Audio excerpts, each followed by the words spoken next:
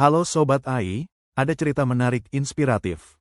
Sang Arsitek Diri Sendiri, oleh Marzukic. Sebelum lanjut mohon teman-teman untuk selalu dukung channel ini dengan cara subscribe, like, share, and comment. Mari lanjutkan cerita. Adnan kecil tidak pernah tahu arti rumah yang sesungguhnya. Dinding panti asuhan terasa dingin, dan ranjang kayu adalah satu-satunya miliknya. Namun, dari jendela kamarnya yang berdebu, ia melihat kota yang gemerlap, seolah menunggu untuk ditaklukkan. Rasa kehilangan itu adalah beban yang berat, seringkali membuatnya diam 1000 bahasa. Tetapi kesunyian juga memberinya hadiah, kemampuan mengamati. Ia memperhatikan bagaimana roda berputar, bagaimana mesin bekerja, dan bagaimana bangunan-bangunan tinggi bisa berdiri tegak.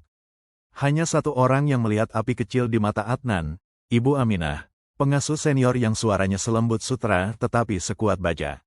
Adnan, katanya suatu sore, kehilangan adalah cetakan. Gunakan rasa sakit itu untuk membentuk sesuatu yang kokoh. Kata-kata itu menancap. Adnan belajar dengan gigih. Ia tahu bahwa ijazah bukan hanya selembar kertas, tetapi kunci yang bisa membuka pintu-pintu yang dulunya terkunci rapat oleh takdir. Malam demi malam, ia berjuang melawan kantuk di bawah cahaya lampu yang redup. Tiba waktunya ia harus pergi. Di usia 18, Adnan berdiri di gerbang panti asuhan dengan tas ransel usang yang berisi semua harta bendanya. Ia tidak punya orang tua untuk mengucapkan selamat tinggal, tetapi ia punya janji pada dirinya sendiri. Ia akan kembali, bukan sebagai anak yang meminta, tetapi sebagai seseorang yang telah membangun. Kota besar itu menantang. Pekerjaan serabutan mengisi hari-harinya, membersihkan lantai di siang hari, dan menghadiri kuliah malam di malam hari. Ia hidup dari mie instan dan tekad murni. Keraguan sering datang, berbisik bahwa ia tidak cukup baik, tetapi ia selalu ingat cetakan yang disebutkan Ibu Aminah. 5 tahun kemudian, datanglah momen itu. Setelah bertahun-tahun kuliah sambil bekerja, ia lulus dengan predikat terbaik dan mendapatkan pekerjaan impian di firma arsitektur ternama.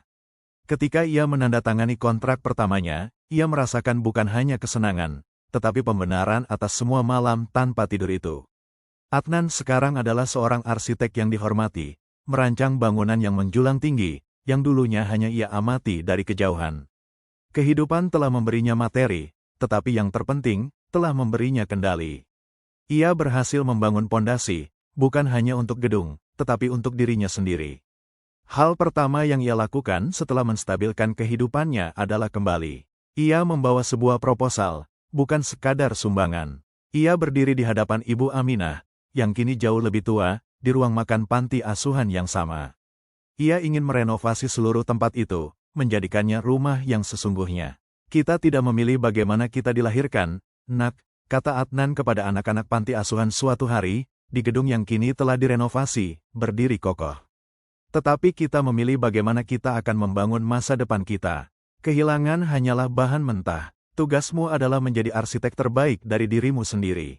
Pesan untuk kita semua tetap positif, semangat, menjalankan kehidupan ini dengan penuh ketekunan, sabar, dan semangat dan ikhlas. Semoga kesuksesan menghampiri kita semua. Amin.